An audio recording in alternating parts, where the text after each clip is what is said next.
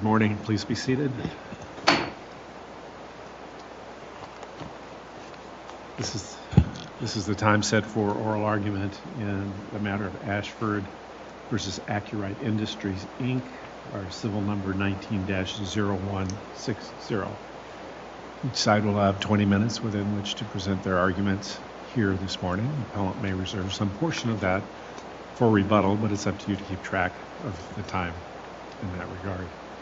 We have read the briefs, we've been through the record, we've conferenced the case, so we're familiar with the underlying facts and the legal issues that have been raised, so please keep that in mind as you make your arguments here today.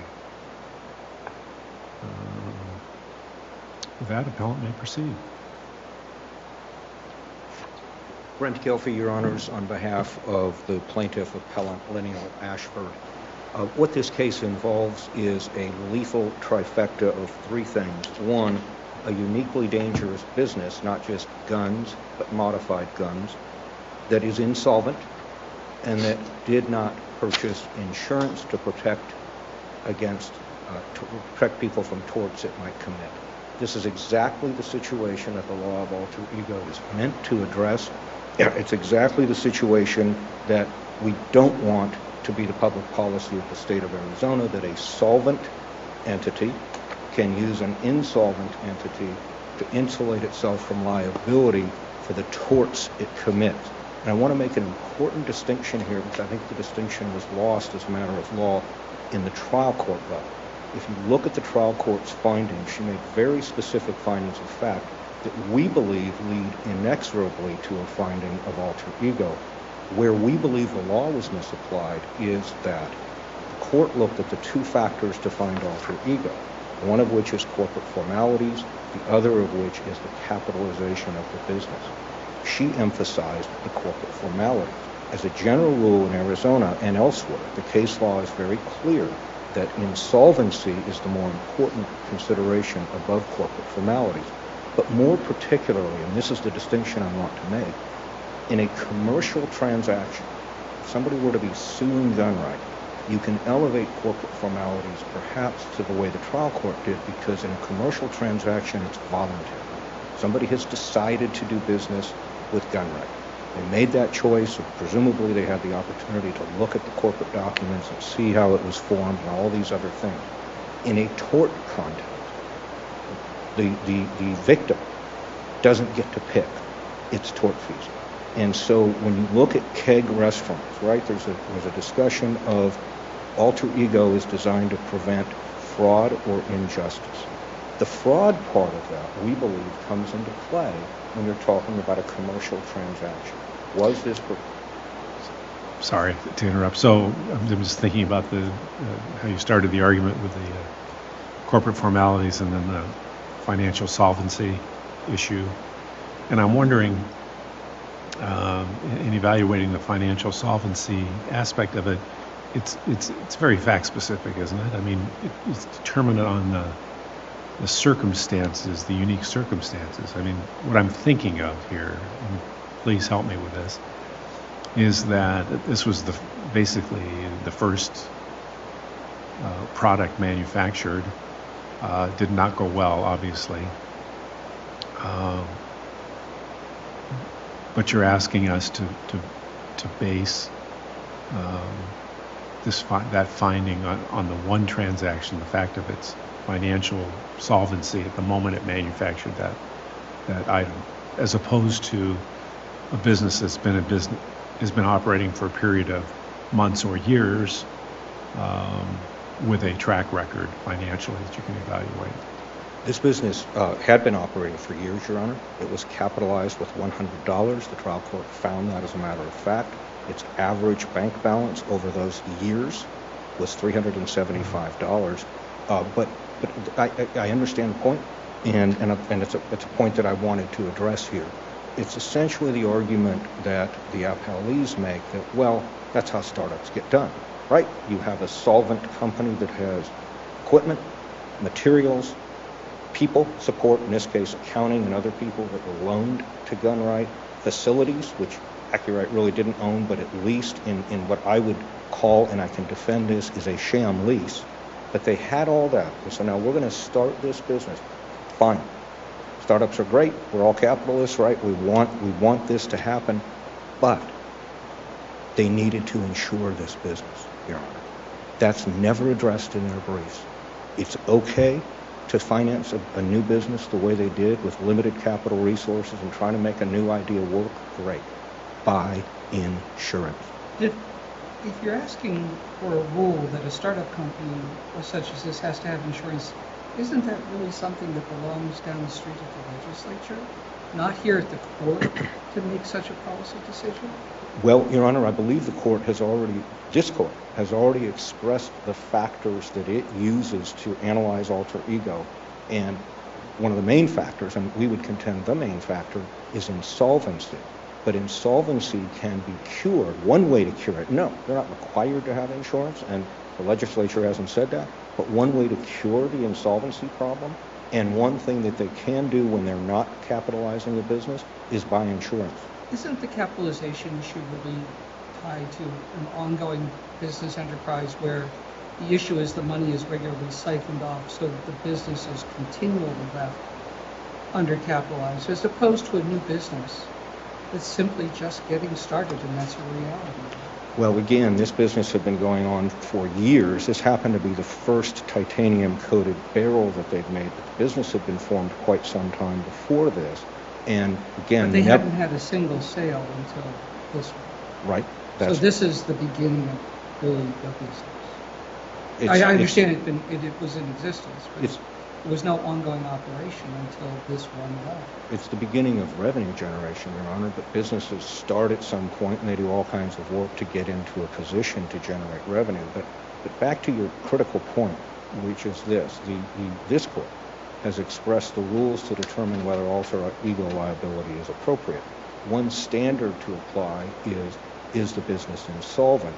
And in particular, when you're dealing with a tort and a tort victim versus a commercial transaction and a commercial alleged victim, then insurance is a key indicator, a key to protecting people who involuntarily and without knowing who they're dealing with, now are dealing with a tortfeasor that has no money, which is fine for a startup, but also no insurance. So, counsel, I understand the issue of undercapitalization is one of the points that we look at, but that does not necessarily get us over the need to show the unity of interest and that Gunright was working on behalf of ACCUWRIGHT. We know that Gunright was utilizing ACCUWRIGHT resources, but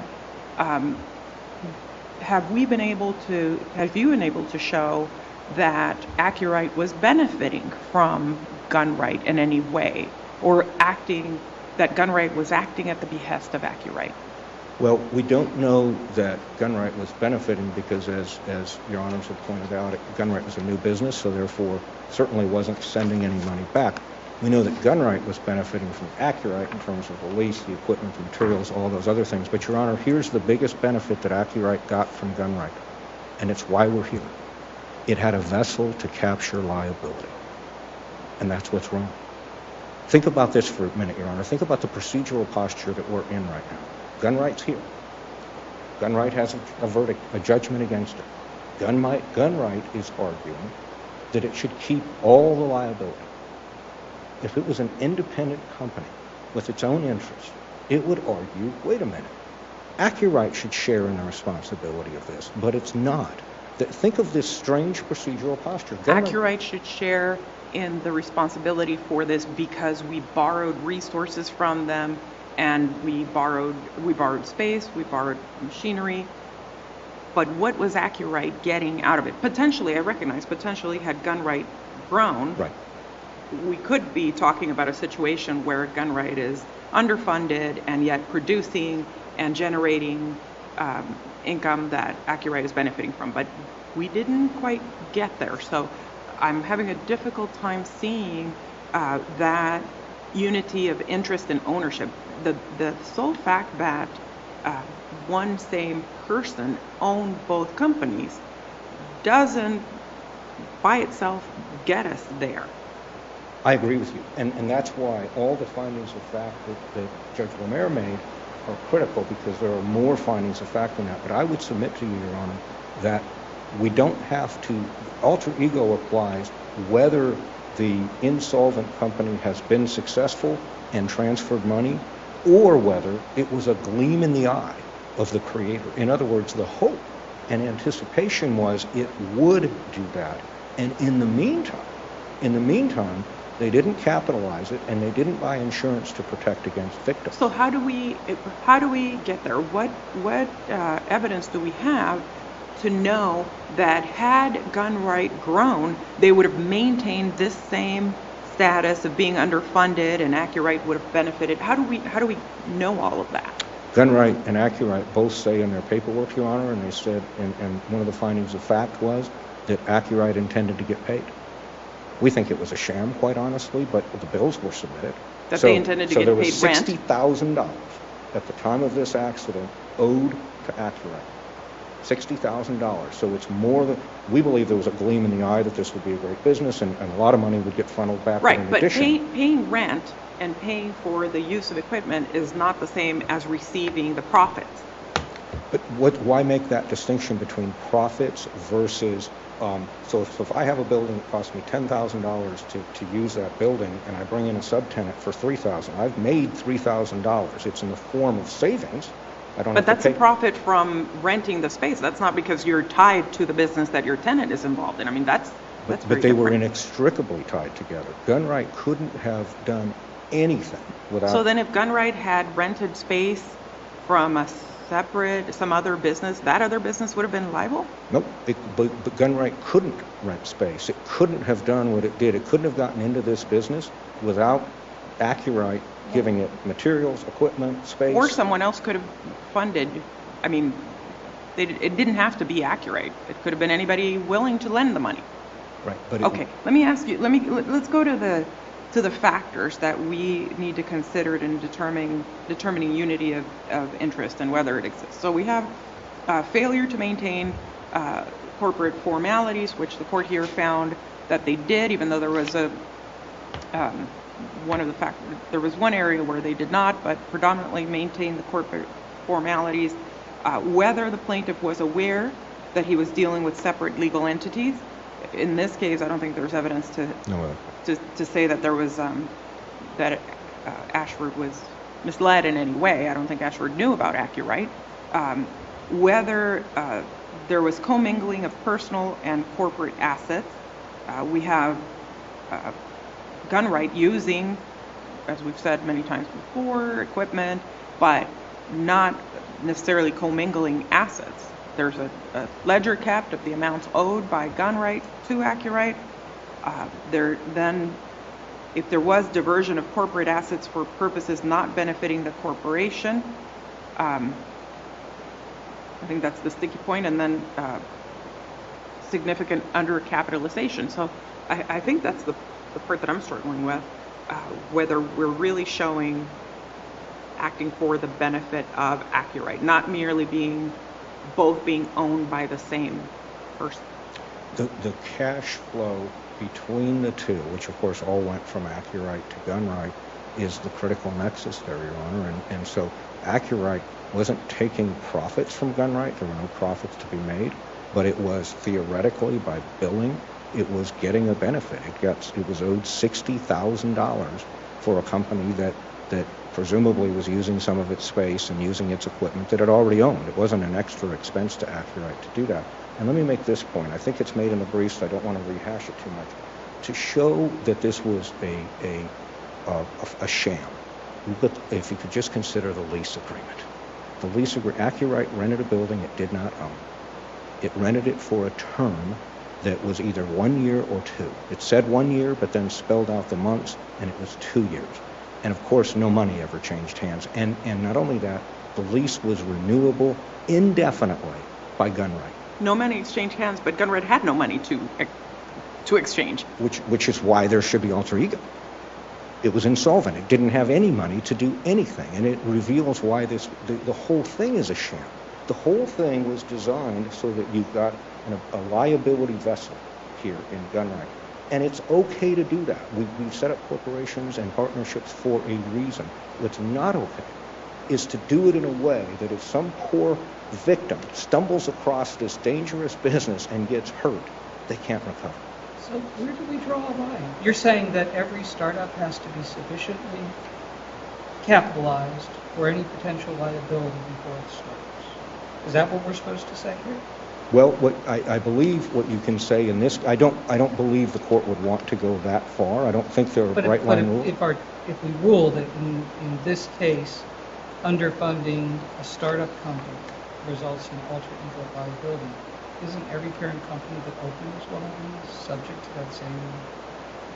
You will be perfectly consistent with all the other cases, Your Honor. If you are insolvent, that is the key factor in determining whether alter ego applies, number one. And number two, I'm not saying... I don't know that it's identified as the key factor. It's what?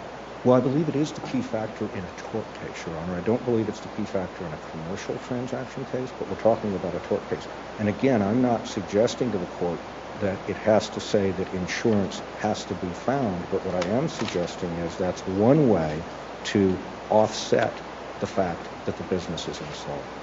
And if Your Honors would permit me, I'd like to reserve the last 4 minutes or so for rebuttal. Yes, thank you, counsel. Thank you.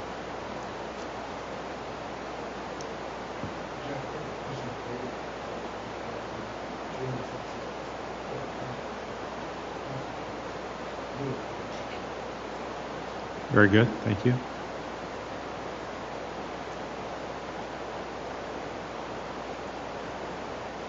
Good morning, Your Honors. May it please the court, my name is Gordon Bueller. I'm here for Gunright, and I represented Gunright in the trial before the Superior Court. As I see the law in Arizona, there's going to be two requirements that have to be satisfied before we're going to get to an alter ego finding.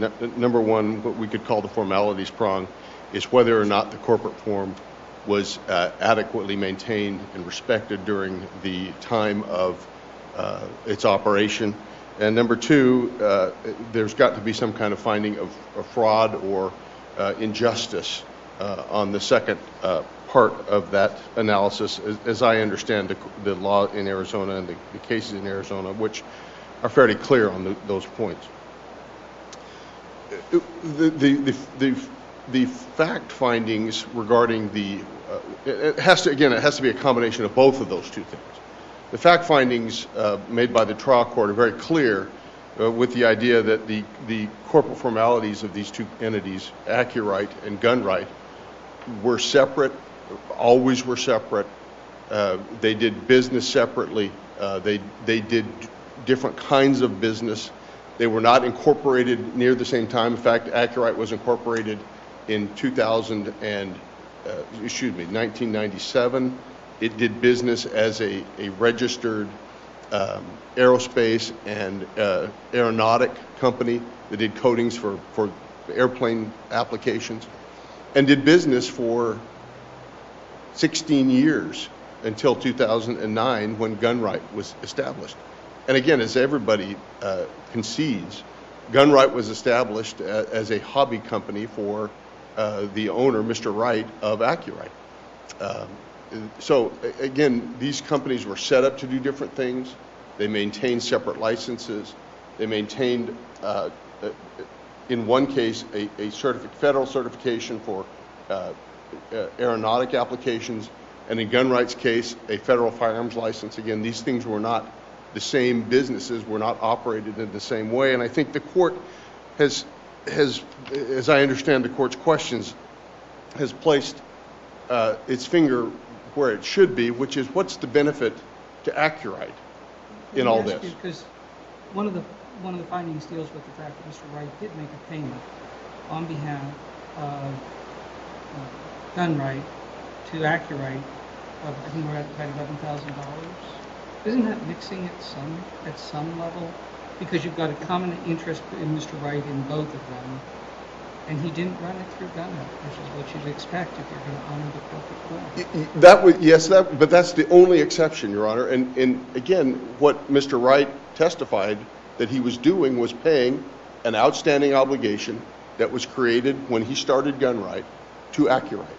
In other words, even that payment is an attempt to respect the two different entities and what they were trying to accomplish. He understood that Gunright had liabilities to ACCUWRIGHT, and he was paying those to help that process. But again, I don't think, as I understand the Arizona cases, that's enough to get us to where we need. And again, if we're just talking about rents and talking about invoices for the use of equipment, these kind of things, these are not profits, as the court has rightly pointed out. ACCUWRIGHT is not sharing in any way any income generated by Gunright. And to be sure, ACCUWRIGHT had no stock ownership or any ownership interest in Gunright. ACCUWRIGHT had no ownership of any kind in Gunright. The only member, Gunright's a limited liability company, the only member of Gunright was Mr. Wright. And so again, the idea that But isn't that the same for ACCUWRIGHT? That- They both have the same. there was a little different in ACCUWRIGHT What's because Mr. Wright at the time when he opened ACCUWRIGHT was married. His wife was also a member of that limited liability company. Now, I don't want to mislead the court. They were divorced around the time of the trial. And again, I didn't handle any of that, so don't hold me to that. But I do know that was one difference. But yes, there was common ownership. I mean, we will not dispute that. But again, I think that there's going to have to be a bigger requirement in common ownership, or we're going to disregard the corporate entity that is Gunright. Would you concede that it was at least undercapitalized, whether or not it results in liability under these circumstances? I would not, because we're talking about what Mr. Wright contended and testified to was a hobby company. That's something he wanted to develop going into the future. This was among the very first transactions that was undertaken by Gunright, the particular rifle barrel that was coated in this case. And I want to be clear about what was happening too. Gunright was not in the business of manufacturing rifles. Gunright was not in the business of manufacturing rifle barrels. What Gunright did and what it proposed to do was to receive barrels that had been prepared by gunsmiths, and in this case, that was the gun shop. That was Mr. ASHFORD's employer, received a barrel and coated that barrel with a titanium application.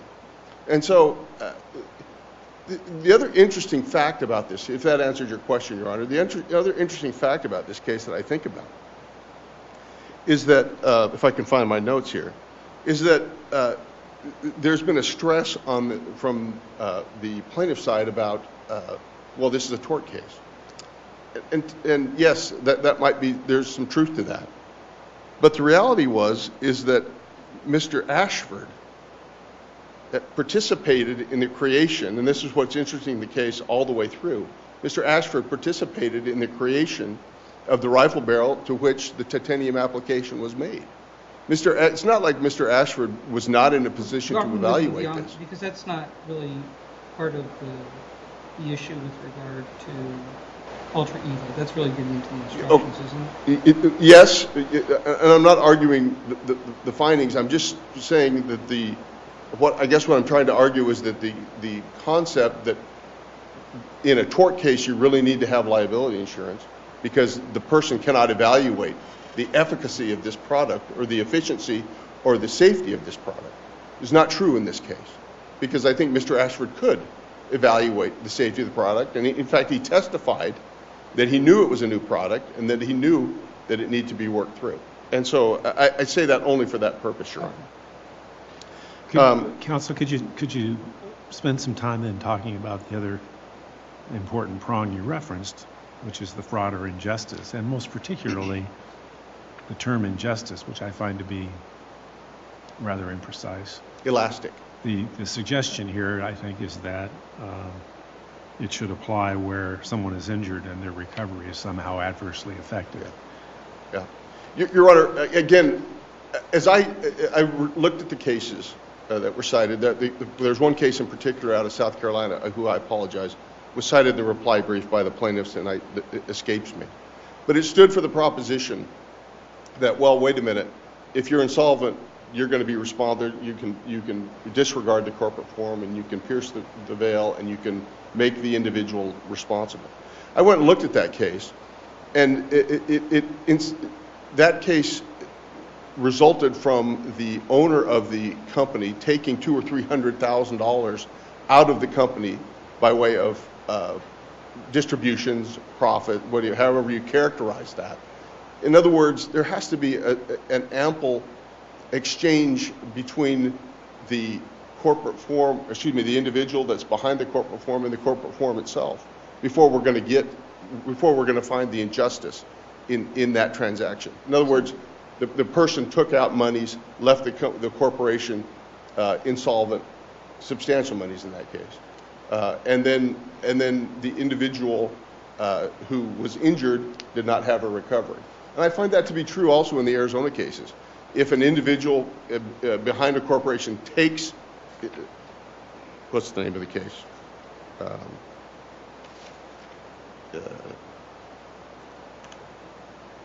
I apologize, Your Honor. Well, the issue here is not really whether the injured individual doesn't have a remedy, not get a judgment. The issue is collectability. That is the issue, Your Honor. And again, where the corporate form has been disregarded is where the entity or the individual behind the entity for which a party seeks to be disregarded, that person has received some kind of benefit or taken something from it. And in this case, there's just simply no evidence that would support that kind of a finding. In other words, to satisfy the fraud or injustice part of it, there has to be some underhanded transaction between the entity to which the party seeks to disregard and either the entity or the individual behind it. So you say it requires something more than the benefit of being shielded from liability by the limited liability structure. That's what I'm saying, and again, that goes straight to Didle versus Day, which says, look, people form corporations all the time to avoid personal responsibility and personal liability. It's fair to say it doesn't have to be underhanded. It could be a legitimate reason to move the money, but if as a result of moving the money, the person is left without. Yes, I would say yes to that, but typically it is, I in the understand. cases decided, typically it is underhanded. But it Because doesn't have to be. It doesn't have to be. They're using the corporate entity to either receive a benefit and yet at the same time avoid responsibility. That's what I think the injustice prong stands for.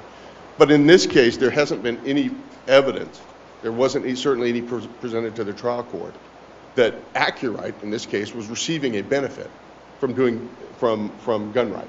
Are you aware of any case around the country, because we're looking at other states, where a startup company has faced this alter ego issue because of being underfunded? I have not, Your Honor. I apologize. In the case of existing ongoing operations with resources. That's right. Your Honor, I've exhausted more of my time than I had intended. All right. Unless the court has any questions, sorry. I'd be happy to answer them. If not, I will switch and let my co-counsel take over. Thank you. All right, counsel, thank you.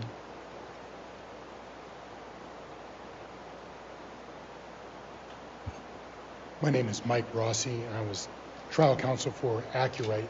And as far as my part of this argument is concerned, I'm going to be focused primarily on the two jury instructions that have been argued that were by the appellant as being improper. I think in order to really get there, we need to factually back up just a little bit and then apply those facts to each prong of these jury instructions. First, let's talk about the experience of Leonard Ashford. 20 years of gunsmithing experience. 15 years of that was specifically at the gun shop. This is a man that repaired guns and built guns. He had formal education and held a degree in gunsmithing. He held himself out as a master gunsmith. Let's talk about the titanium process next. Leonard Ashford testified that he knew that the titanium coating that was on this barrel was a new process. He knew that it had not been tested. He also knew that when he was working with the titanium, that he came to the conclusion that it did not add strength to the barrel. He saw it as a soft material and said, I believe it did not add strength.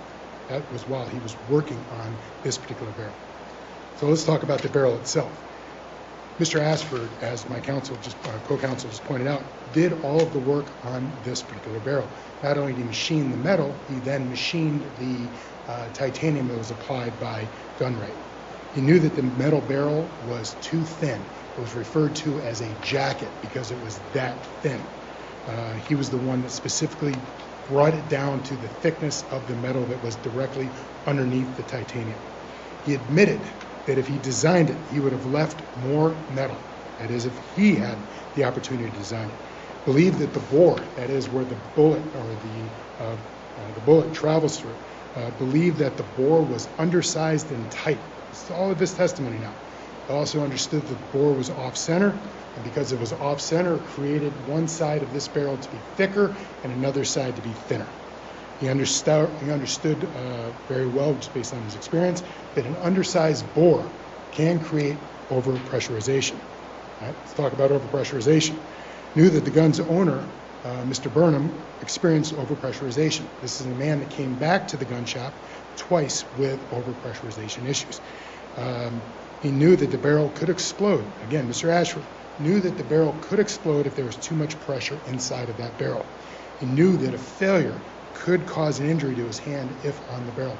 His testimony was that he understood it could be catastrophic injury, and he understood that it could be a severe injury if his hand was on the barrel at the time of an overpressurization event, something strong enough to cause that barrel to explode. The last part of this judges, the cartridge. The cartridge that was loaded into this particular rifle at the time of the explosion was a cartridge completely unknown to him. It was not loaded by him. It was hand-loaded by Mr. Burnham, the owner of this particular gun. Mr. Ashford testified that you don't mix powders. Mixed powders create an unpredictable event. Effectively, based on what the expert had testified to, the cartridge that was loaded into the gun at the time that Mr. Ashford was injured was effectively a bomb that created 100,000 psi of pressure. Okay, let's talk about assumption of the risk now that we've got that outlined. The facts supported the instruction entirely. Can I just ask, were those findings all made by the trial court? The findings, That was just went through, or did you just? That was the testimony of Mr. Ashford. Okay. The facts that supported the assumption of the risk. Number one, knowledge of the risk. This is the first prong of the instruction itself. Signs of overpressurization, 2 times. Too much pressure is dangerous. Ashford knew this. Not enough metal to contain the pressure. Again, Ashford knew this. New process, and there was no testing to support the strength of the titanium. He used another person's hand-load cartridge, and he knew that to be dangerous. Let's talk about appreciating the magnitude. Magnitude of the risk here is obvious. It was argued in the opening brief that this is an inherently dangerous business, that we have an inherently dangerous instrument. Overpressurization is a serious condition. Barrel explosion can occur if there's too much pressure. If hands on the barrel at the time of the explosion, knew it could cause severe harm. These are all things that he knew and testified to, that at the time that he put his hand on this rifle, he had this knowledge.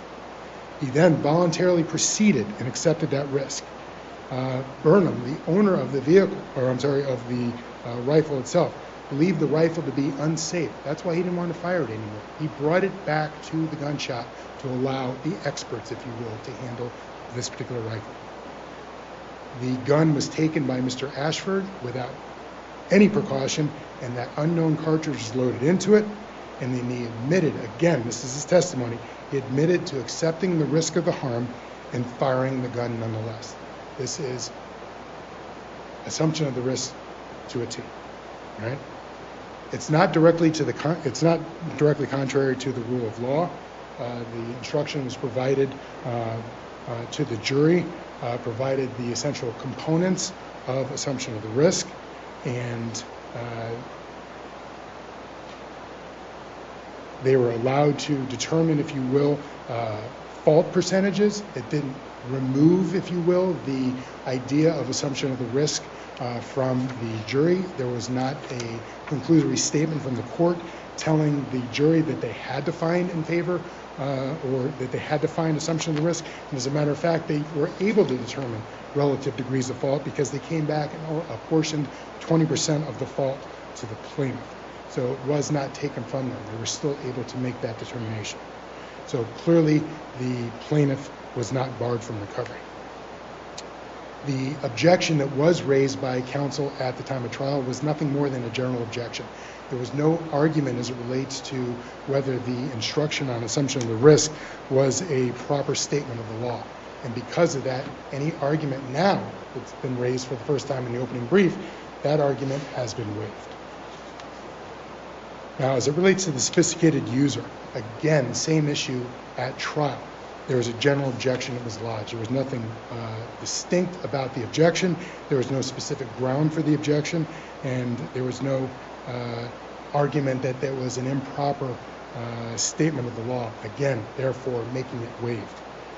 The warnings here are not as described by the appellant, or the warnings only, if you will, that in a product liability matter, that only sophisticated user can be used if it's a warnings case. That's not the case. There's no support for that in Arizona. In fact, the case that was cited by the appellant, this California case, the Johnson American Standard case, helps our position. It specifically said that you can use that defense in negligence actions, product liability actions, strict liability actions, and breach of contract actions. Simply stated, the facts that we have in this case that I put at the very beginning here supported this instruction. And given the arguments by Mr. Bueller and myself, we'd ask to affirm the verdict from the lower court. If you have any questions, I'd certainly love to hear them. Thank you. Thank you, counsel. Thank you. Mr. Gelfand. Thank you, Your Honor. I'll address Mr. Bueller's points first, and then I would like to briefly address the jury instruction issues. You asked an interesting question, Your Honor, and I know it's a concern of this court that if we set a rule that says, well, in a startup company, you need to have a bunch of money in there, or it's required that you have insurance. And as I said, I believe that is simply application of existing Arizona law. Is there an injustice worked if we allow the corporate shields to be used to capture liability in a company that has no ability to pay those obligations? And what we have here is Gunright arguing against its interest. None of that liability can go anywhere else. It has to be captured here because both companies are controlled by the same person.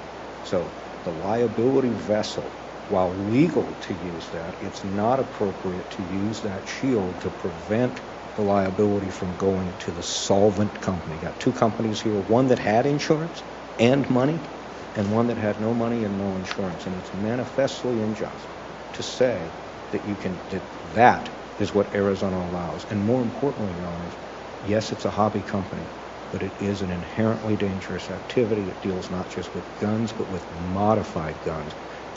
And I would submit that it's perfectly consistent with this court's prior rulings in alter ego cases to say that in that situation where you have an inherently dangerous activity, yes, there has to be sufficient capitalization or insurance to protect potential victims of this inherently dangerous activity.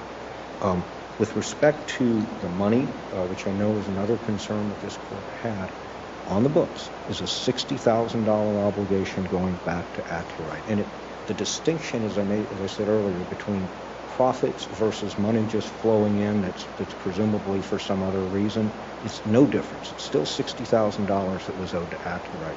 And let's talk about the structure real quick. The one asset that Gunright absolutely needed to engage in this business was the patent. A patent for producing these titanium-coated barrels. Guess who owned the patent? David Wright. It was never put into Gunright. It was never an asset that could be attached or gotten after by creditors, or in this case, by victims of torts committed by that company. Wouldn't that simply go to the argument that Gunright is the alter ego of Mr. Wright, as opposed to ACCUWRIGHT being the alter ego?